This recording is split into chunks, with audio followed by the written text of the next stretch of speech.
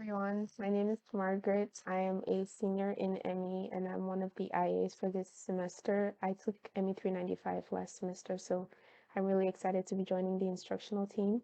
And I'm going to be continuing off with Sarah's video by doing some examples for using MATLAB functions.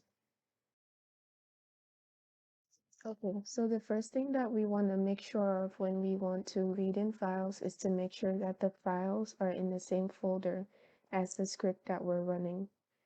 So right now we're running script in the MATLAB Demo folder, and I'm trying to read in data from an Excel sheet called tsdiaginfo. Because it's an Excel sheet, I'm using CSV read.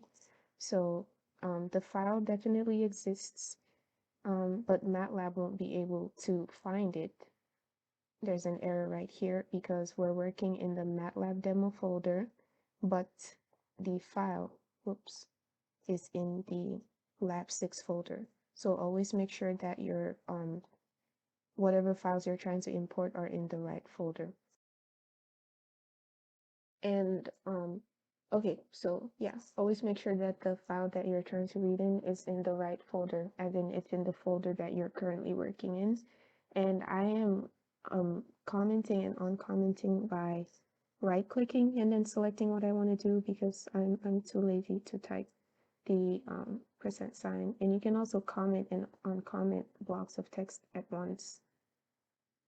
So yeah, I'm just gonna rerun this again so we don't have any more problems. So now that you're like assuming that you fixed everything and you're now in the right folder, we want to read in data from this file right here, tensile stress strain 05 test 2. And we know that it's in the right folder because it shows up right here in under current folder. So we know that the file we're trying to read in is in the right folder. So we want to read in data from that folder. But first, we're going to use the import data function to read in data from that folder. We're going to use import data. And here is information on how import data works. So import data will load data from a file. And it does this by reading in data from, the file name. So the first thing we want to do is create a string character that holds the file name.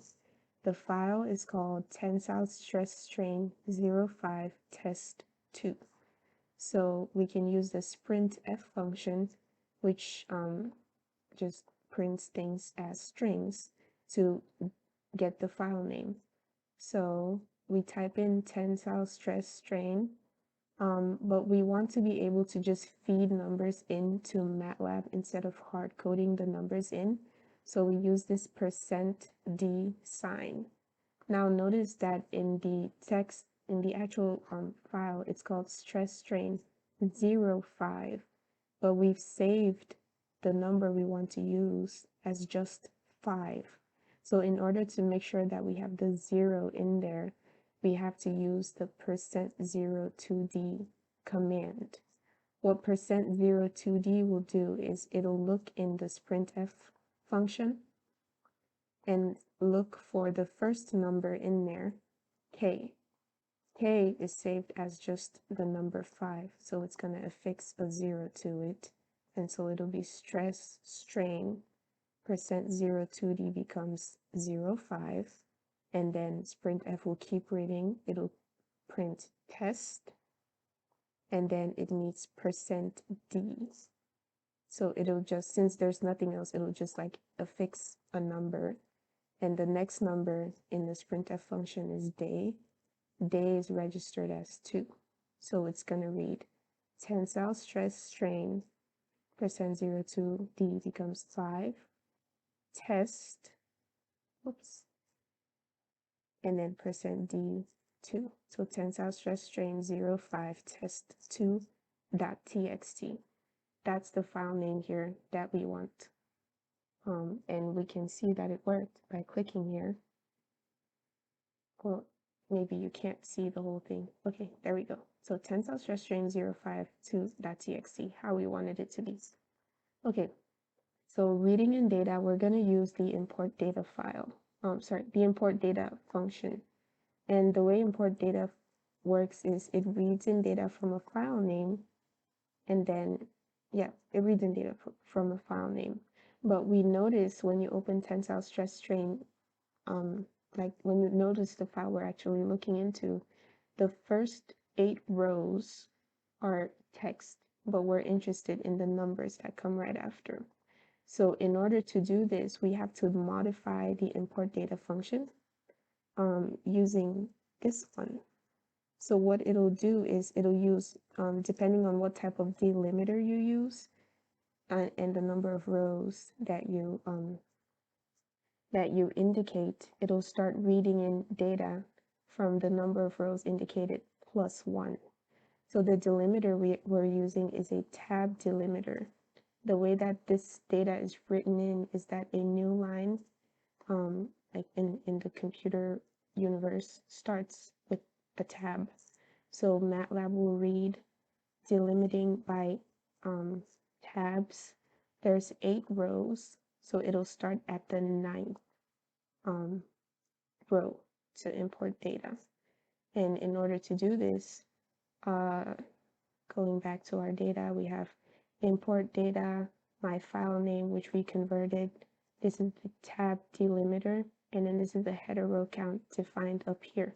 So it's going to read data from my file name, and delimiting by tabs, it's going to get to the 8th row and start reading in data on the 9th row, which is what we want because the numbers that we're interested in start on the 9th row. Okay, so now we've imported data. Here's our A. A turns out to be a struct, and I don't know if you remember from MATLAB, from Engine 101, but structs are like vectors that contain more data, like vectors and strings and all that kind of stuff. So the data we've imported has been grouped into 3 types. So there's column headers, stress, strain, error and strain, and error and stress, which is what we want from here. Stress, strain, error, strain, and error and stress. And then, oh, it's strain, stress, my bad. And then there's also text data, which is the text that we decided to skip because we didn't need it. And then there's the actual numerical data, which is what we're interested in. Strain 0 to e to the negative 5 to e to the negative 5. This stuff is what we're interested in. So that's the data we imported. And then now we want to let MATLAB know what each data corresponds to. So we want to know that the strain is in the data grouping in column 1. If you look at the original file, strain is under column 1. So the strain data was saved in column 1. And so we define that in MATLAB by giving it a variable name, strain, for ease. The matrix, or rather struct, is called A, and the struct grouping that the strain stuff is saved under is called data. So A.data, indexing all the rows, column 1. And then the next column is stress. So A.data, column 2, and then error in strain 1, A.data, column 3, and error in stress, A.data, column 4. So that's how you import data, and that's how you index it to find what you want. So now we have the data that we're interested in, and we've grouped it the way that we're interested in. Now we want to plot it because so now we have the data, and now we want to plot it. The way that the plot function works is you plot x and then y. We want to plot stress versus strain because that's just how engineering is and physics. and we want it to appear as dots. So you plot the strain, which is the x values, the stress, which is the y values, and then this right here tells MATLAB to plot each data point as a dot, and you end up with this graph, which should pop out very soon, or not. Yes. So you end up with this graph, and you can zoom in and see that everything is actually dots. You could also change it to look like a square, which is the S character. If you run it again, all the data points are gonna end up looking like squares, as you can see. Okay, so we've plotted the data, and we can title the plot my file name. And then we can label the x-axis strain and the y-axis stress. And notice my file name is already saved for us, so we don't need to type this whole long thing. MATLAB just does it for us if we write it as my file name. And so then we create a new figure because we want to now plot the stress and strain with an error bar on the data. That's a different graph. We want to plot the stress and strain with error on the data. So we create a new figure. And the way that the error bar function works is, just gonna pull it up so you can see right here. You plot the x data, the y data, the negative errors in the y direction, the negative errors in the positive errors in the y direction, the negative errors in the x direction, and the positive errors in the x direction. Based on the data that was given, our error is plus or minus some number. So it's the same error in the plus direction as it is in the y direction. So when you type in the error bar function, we have strain, which is the x data, stress, which is the y data, error in stress positive, error in stress negative because it's the same thing, error in strain positive, and error in strain negative because it's the same thing. And then this makes the stress and strain data appear as circles. So I'm just gonna run everything again, and we should, oh,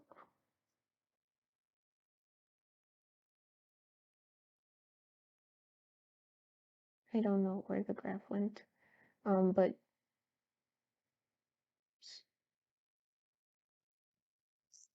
okay, so we plotted an error bar in the x positive, x negative, y positive, and y negative directions, and we end up with a graph that looks like this.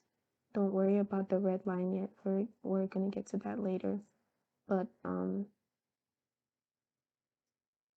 here is what the data will look like. You're gonna have error in the positive direction of y, in the negative direction of x, of y, and then in the negative direction of x, and in the positive direction of x.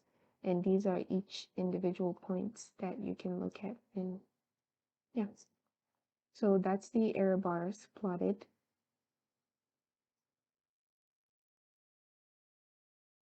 We can also change the font size of the x-axis label and the y-axis label. So I think the default is set to 12, but we can make it bigger by using the font size command, and we take it up to 14. And then we can also set how big the y-axis is. So we want it to go from 0 to 500. 500 isn't labeled here because MATLAB automatically went by 200s. So the next logical number would be 600, but we wanted it to end at 500, so it's not labeled. And then we can also fix the x-axis using xtick format. We can set the x-axis values to only have one decimal place on them. So we have 0 0.0, 0 0.5, and 1.0. And then we can also create a title on the graph. So this strcat is a function that concatenates strings. So it'll take two strings and join them together. So these are the two strings we're trying to concatenate. The first is gonna be, the text remove later colon with a space. And then the second string is just my file name. So you end up with this graph, remove later, colon, space, and then the file name, which we had saved, my file name. So, okay, so now we've plotted stress and strain. We have the error bars, which you can't really see because there's a lot of them. And what we're really interested in is getting the Young's modulus. Young's modulus is the slope from a stress-strain plot. It is not the ratio between individual stresses and strain. Don't make that mistake like I did. So in order to get the slope, you want to fit the data, the blue stuff, to a straight line. We can do this using the polyfit command. And this is how polyfit works. Oops. Yeah, polyfit. So what polyfit does is it takes in x value data, x-axis data, y-axis data, and some degree n. N is the degree of the polynomial that you want. So it could be linear, quadratic, quartic, cubic. But since we're trying to calculate the Young's modulus, which is the slope from a linear line, our n value is going to be 1. So right here, you can see in the polyfit, this is our n value. We want it to be 1. Our x data is strain and our y data is stress. And we want to, this isn't really the case now, but later on, you might want to plot stress and strain data and find the Young's modulus. But the data starts off linear and then it gets like curvy or just really messy. But you need to find Young's modulus within the linear range. So you want to set a beginning and an end when you're plotting the stress and strain. So this is what this does.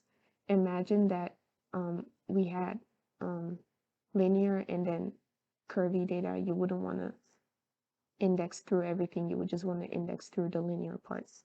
So n beginning or n beg is going to be where you want the function to start plotting. So you wanted to start plotting this in the strain, in this case, at the very beginning, because at the beginning is when you start having linear data. So you wanted to start from position 1, and you wanted to end, how do I say this? You wanted to end at the end of the data. So this is going to be better. So here's the strain data. It is a column of data. If you check the size of the strain data, you see that it is a column with 186 rows and 1 column. What the length function does is it takes the bigger value of it takes the bigger value of the strain matrix of the size function, and returns it to you. So length should return 186. And it does. So your data is going to index from 1, like you had said it should be here. And then it's going to index from 1 up until 186, because that's how long the strain data is. It's 186 rows long. And then the same thing for stress. Polyfit won't work if your X data and your Y data, if they're matrices and they don't have the same size. So if this had 186 rows and this had 185 rows, you wouldn't be able to plot. So that's something to be cognizant about. And then this n variable right here is just n end. So like the end value 186 minus n beginning plus 1. But if you do the math, it's really just n end, because it's n end minus 1 plus 1, which is just n end. And also another thing to note is you may want to cut off data at the right because it starts being curvy, but you may also want to cut off data at the left because maybe you weren't really getting data and then you started getting data and then it became curvy. So yeah, this will make more sense, I think, once you do more labs. So you have the polyfit equation, everything fits. Polyfit will fit the data to a line. And so if you remember correctly, the equation of a line is y equals mx plus b. So polyfit will return you I can just show you, P. It returns you a matrix with two values. The first is going to be the m, which is the slope, and the second is going to be the b, which is the y-intercept. So the slope is 4.72 times 10 to the fifth, and the y-intercept is this tiny number times 10 to the fifth. So we assign those values as numbers in our code to make it easier down the line.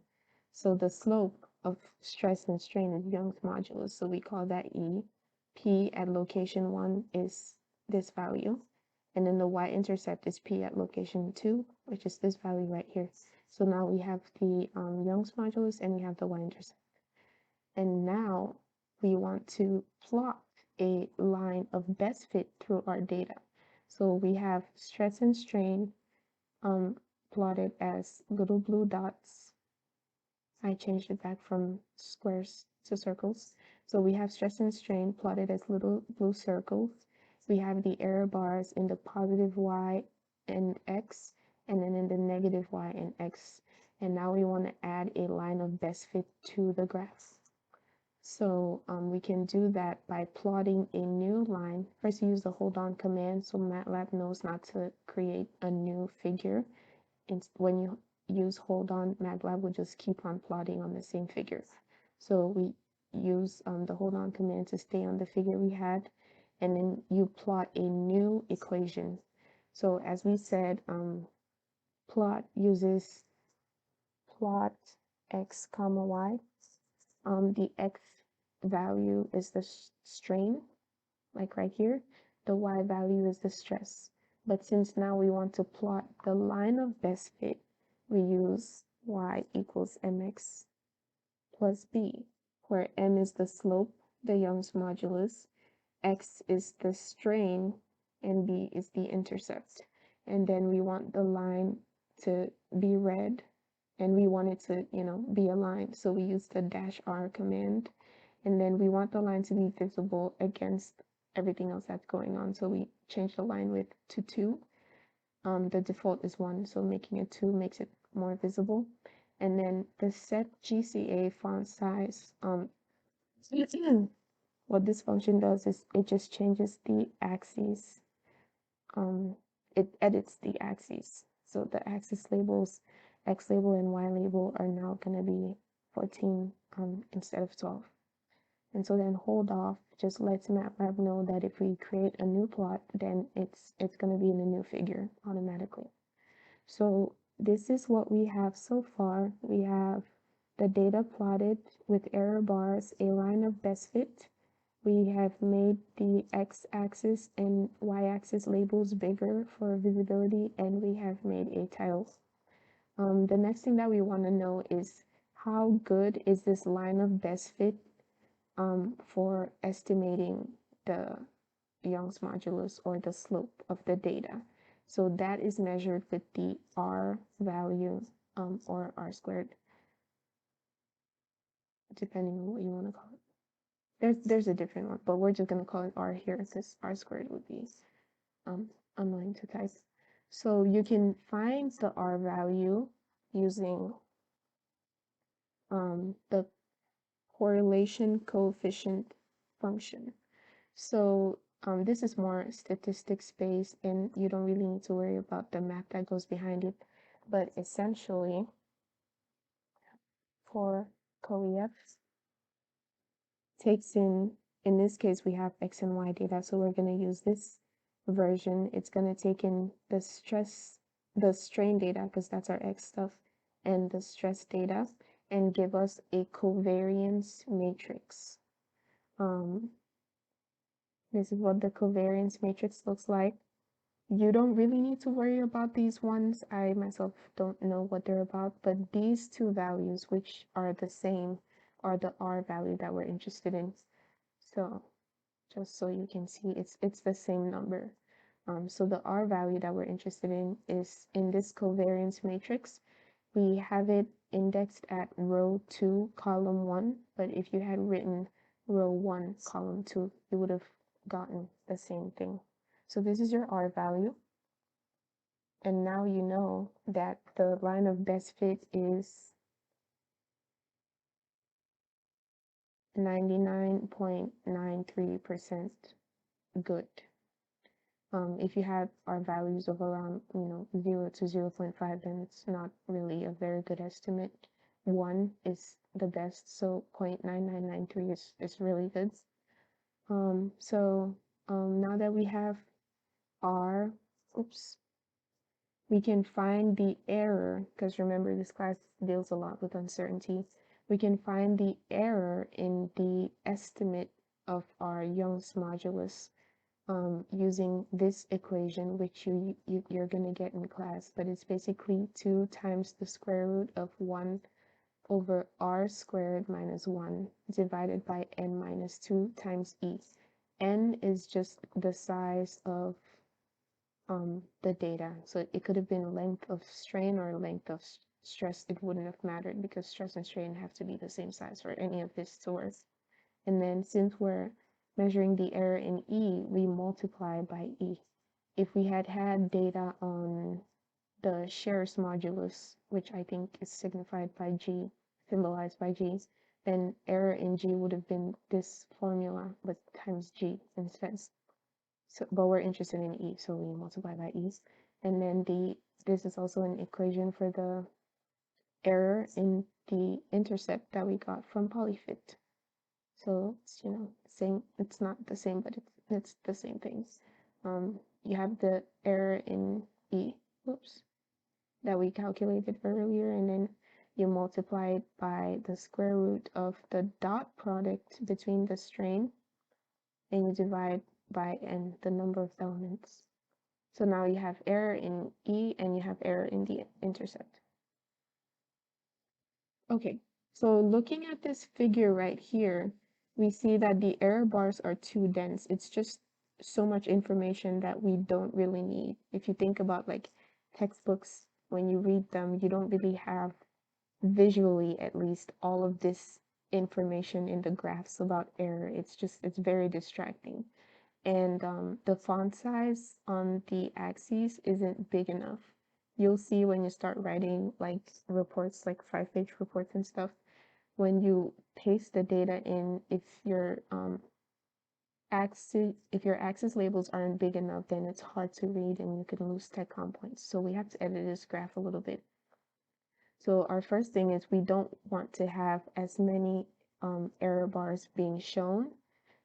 We can decide to make it skip by 5 points. So we would, create a new figure, except instead of indexing from 1 to n, we will index from 1 to n, skipping every 5 points. So instead of plotting error bars for 1, 2, 3, 4, 5, 6, we would plot 1, 6, 11, 16, 21 until we get to the end, which is 186. And we end up with a graph that looks kind of like this. So instead of the really, really dense graph we had before,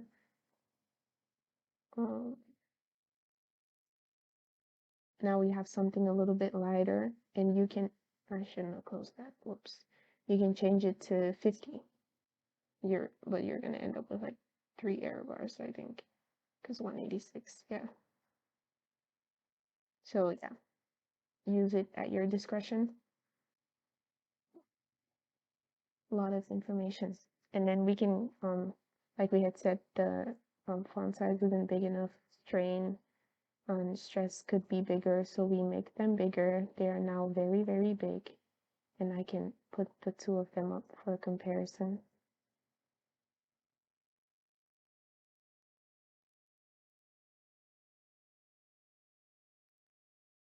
So this is going to be more visible in the report. And then we have found all this data on the Young's modulus and the error and the Young's modulus, the error in Young's modulus and everything. And we want to present the data all together on a plot. So we can do that by adding an equation onto this graph that we have made. And that is done using the sprintf formula, sprintf function. Okay, so we want to, I'm just going to do a little preview. We want on our graph an equation for everything that we've just found. And if you remember, I hope this works, stress equals Young's modulus E times strain epsilon. But since our Young's modulus is estimated by a line, it's also going to have an intercept plus int. So that's what this graph, pointer. So that's what this equation is. It's stress equals Young's modulus E times epsilon plus the intercept. How do we do that? So the first thing that we want to do, I shouldn't have erased that equation, but the first thing that we want to do is write the equation for the slope or Young's modulus piece. You know, I'm just going to rewrite it real quick. So you have sigma equals E times epsilon plus an intercept.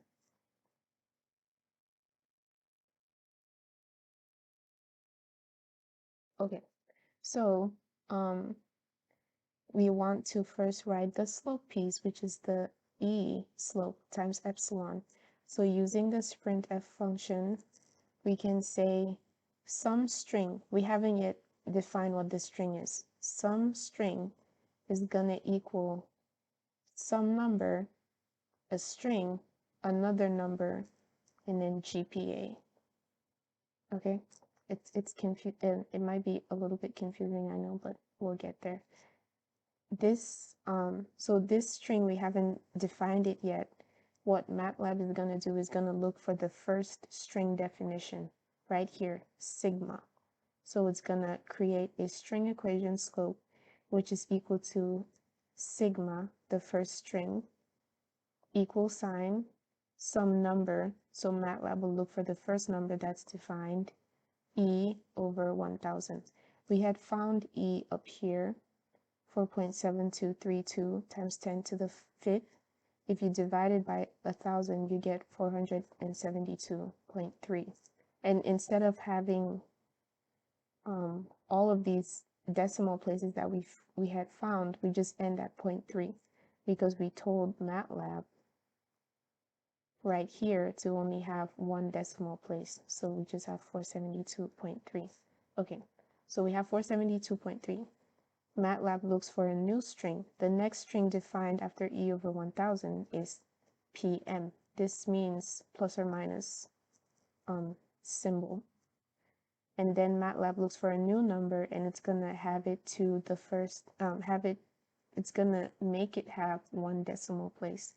So you have error over E, which we found to be, sorry, not error underscore E, which we found to be 2.6747 times 10 to the third and divided by 1000. And that's how we end up with 2.7.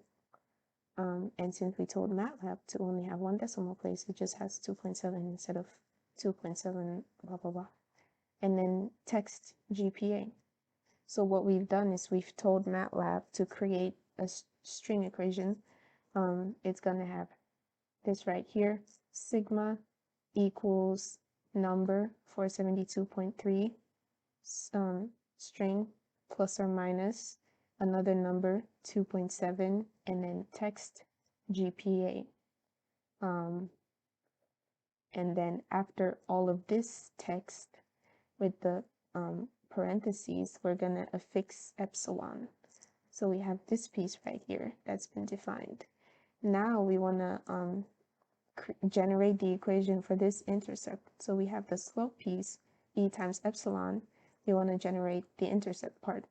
So the first thing that we do is we have the plus sign. because we have E epsilon plus something, right? So we include the plus sign, excuse me, parenthesis, because we're doing plus a whole bunch of things. Open parenthesis, MATLAB looks for the first number that's been defined is intercept, which we had found somewhere way up here, or at least we know it's found in here. So it's plus open parenthesis intercept. String, the first string that's defined is plus or minus sign. Another string, oh, sorry, another number, error underscore intercept, which we found here, and then MPA. So we end up this plus open parenthesis 15.3 plus or minus sign because of this number 0.1 MPA. So what we've done here is we've created two equations. We've had the E epsilon piece and then the plus intercept piece. And we want to, we've had the sigma equals E epsilon piece, and then we've had the plus intercept piece. And we want to join them together into one thing. So we do that by using the string concatenate MATLAB function. So it's going to concatenate this piece, sigma equals E times epsilon, and this piece plus intercept, which we had defined as string equation slope and string equation intercept. Okay, so now we have created this equation numerically, but we haven't put it on the graph yet. We do that by using the annotation function.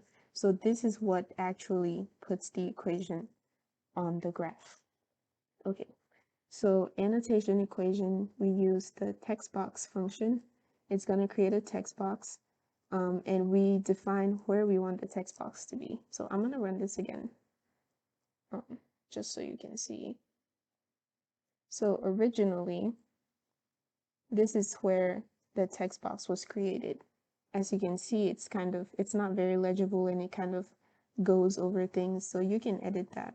I'm going to make it to be 0.25 instead of 0.13. And you can see that now it's actually shifted to be closer into the graph.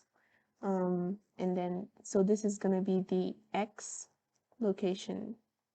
Let me show you. So it's going to be the X location on the left. 0.81 is going to be the X location on the right. So it defines, these first two numbers define the width or length of the text box, and then 0.56 and 0.07 define the bottom length and the top length. I hope I'm not confusing you by mixing up words. But yeah, you can also edit graphs using tools, but I'll talk about that later. So I'm gonna stop doing that. So you've created a text box and you've told it to be this big. In the text box, you want to include a string. What string? Equation string, which we defined up here. It's the concatenation of the two equations we had written before. And then everything else now is just formatting. Line style, none means we're not defining like the line style, so MATLAB is gonna default to whatever it wants. We want the font size to be 16, and we want the box to be as big as the text needs it to be. So right now the text is working, but if I take out fit box to text, MATLAB won't be able to add the code that puts the text onto the graph because the text will be too big for the box that we defined. So fit box to text is a good thing to include in your annotations code, and see, now it works. Now we have our beautiful, beautiful graph. And then this is just a legend. We tell MATLAB we want a legend in the southeast, so it puts it right here. And then we want it to label the blue stuff as experimental data and the red line as a linear fit. You could also have the legend fit in one line. comma paste. So we still have a legend. So it's up to you how you want to do that. And then hold off tells MATLAB that you're done editing that graph. So now you have a beautiful graph that tells you sigma equals the Young's modulus with error times epsilon plus the intercept with error. So I'm gonna delete this annotation now. And in terms of editing the, wow, this is a long video. In terms of editing the text, or actually not just text, you can edit the whole graph. If we realize we don't really like how this block, how this text is, we can go to Tools, Edit Plot, and just select, and then you can just drag this around. If I'm thinking to myself, oh, this text is it's a little bit too big, you can go to View, Property Inspector, and then change the font size. So if we make it 7, oops. If we make it 7, it's gonna end up looking really tiny. So these are things that you can do. These are ways to edit your plots if you don't want to go back into MATLAB and be typing for ages. You can do that. You can also drag text, make it look how you want it to be. You can change the color. So if I wanted these to be black, I can just select these data points, go here, make it black.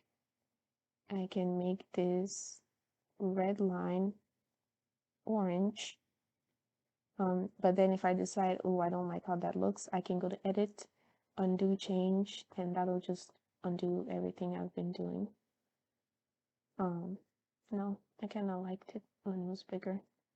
You can also change these, change the font size, change the color.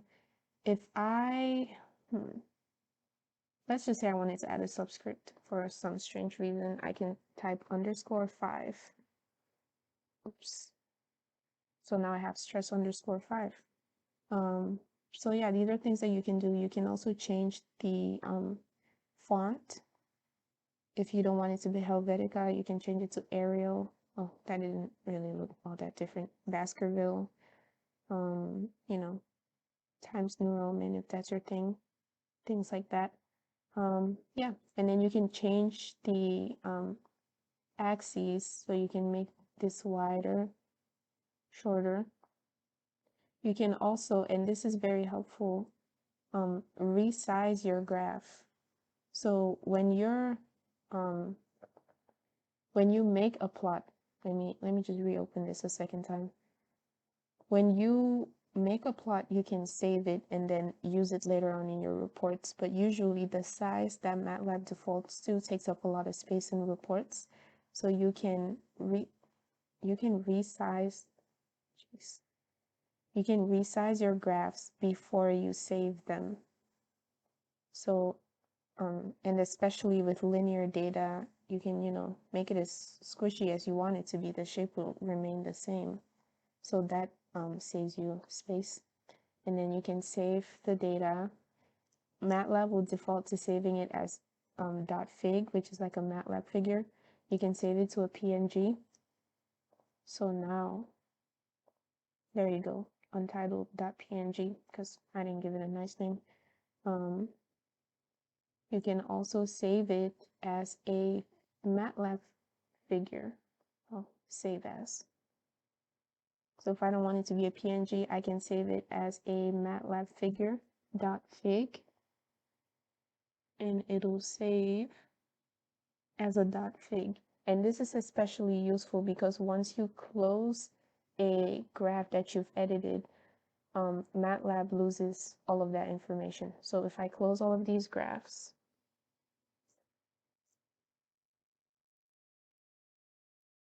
okay, they're all closed, and I reopen this graph that I coded, it's not gonna look like what I had made it to look 10 seconds ago. But since I saved it, I can just come back in here and it's sized exactly the way I want it to be. You can still edit this. with the property inspector. Give it a nice cool font. That's not nice or cool. I mean, don't use these in your reports. You're gonna lose take home points, but I think it looks nice. And save it again. And when I open it, it's gonna look like how I made it to look. But what I had told MATLAB to plot is not gonna look like what I wanted it to be. So that's something you can use. It's called you go to tools. Well, technically you don't really need tools. You go to property inspector and then you can start playing around with things. You can change anything on the graph with the property inspector. Tools edit plot will allow you to drag and drop text. But something that's also very useful in tools is you can make lines of best fit. So you go to tools. Oops. You go to tools, basic fitting, and this will pop up. And then experimental data is what we call the blue stuff. So you can, yeah, select the data that you want to manipulate. Over time, you're gonna have like lots of data to choose. You may have like different data points, so you would select the one that you want to use. And then I could decide, oh, I don't want this to be linear. I want it to be quadratic. And MATLAB will create a quadratic fit, but it defaults to red. So you're gonna have to go into the property inspector to edit it so you can actually see. Or let's make it a 4th degree so it's more. You can't really see, but if you do this with different data, you'll be able to see what I'm talking about. And it'll tell you the R value. So this shows up as R squared, but when you use the regression formula, it's just R. It's not R squared. So that's something to be aware of. So yeah, there's a lot of things that you can do in MATLAB with the tools. Script. Okay, so something to note is I have been typing and like editing and it's showing up right as I edit. You know, I could say 1 plus 2, I don't know, and then run the code and it'll show up right here, 1 plus 2 equals 3. This was done because I am using live script, which you can do when creating a MATLAB script. MATLAB will default to script. Like if you just open MATLAB for the first time, it'll default to script, which looks kind of like this. Live script is what I'm using, which is what lets me do all these things on the side.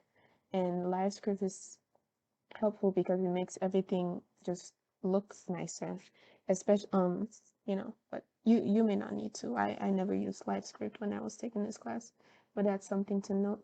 You can, you know, type text, or you can go in here and type code 1 plus, I don't know, run the section. Okay, yeah, that was a very code-ish. 111. You can edit your text, bold, italicized, underlined. This says monospace. I think it has something to do with the spacing, but I'm not really sure. You can make bullet points, numbers, you know, just text editing and coding all at once. So that's something nice that you could have with live script that you can't do with just regular scripts. This is the exact same code, but I would have to be more conscious about my coding to make it look presentable. And on the topic of presentable code, your code should be legible and intuitive if, you know, so other people can read it. So if you need help in office hours, it'll be very, very helpful, and things will go much faster if you make your code legible. So don't just like type forever and ever, you know, make use of spacing and commenting. Commenting really helps because, you know, other people may not think the same way that you do. And since it's a team-based class, your teammates may not be able to follow your code if you don't leave comments and things like that. So that's something to be aware of. And this is now 15 minutes, so I'm gonna stop here. But if you have any questions, please don't hesitate to come to office hours. Sarah and I would be happy to help you. And if you need us to go over this stuff again, we would be more than happy to do that.